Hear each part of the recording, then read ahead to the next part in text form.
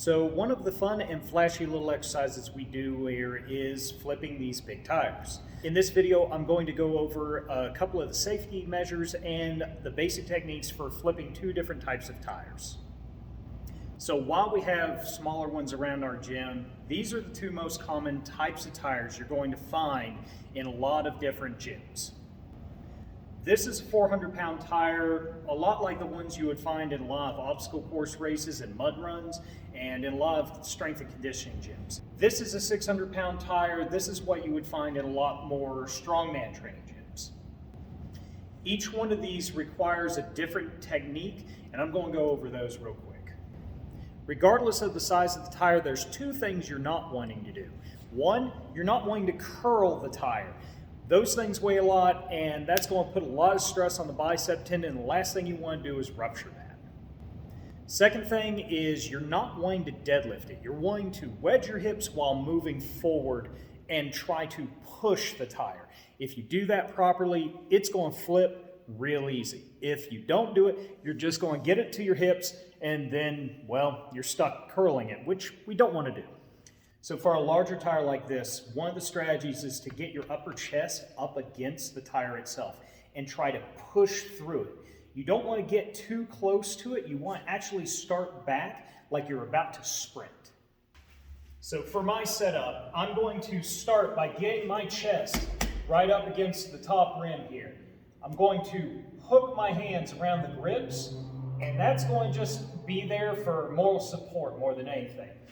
What I'm going to do is I'm going to push through the tire, and it's going to start moving, and I'm going to be able to get my leg under. So again, chest is up against it, hands are on the grips, drive through. Get that front leg up underneath it, and you can sit here all day long if you want to. So once you get that front leg underneath it, you can sit here all day long if you want to. But once it's here, what we're going to do, we're going to reposition our grip if we need to. We're going to slightly bend the knees, and then we're going to jump. And that's going to pop the hips, and you'll be able to just push it right on over. So this is our 400-pound tire, and the one thing that we want to remember on this, we cannot use our chest as leverage. There's no way that even I, at my height, can get that low. So we're going to rely more on our grip. We're going to want to keep our arms extended until we pop it at the hips, because otherwise that's going to put a lot of pressure on the biceps where it doesn't need to be. Now for the setup, we want to start by getting a little bit behind it. And what we want to do is lean into it, keeping our arms locked, get a good grip on it, and drive into the tire. And get that front leg under it. Once it's there, you can sit there all day long if you need it. Now, once you got it here, you reposition, pop it, and then from there, it'll go.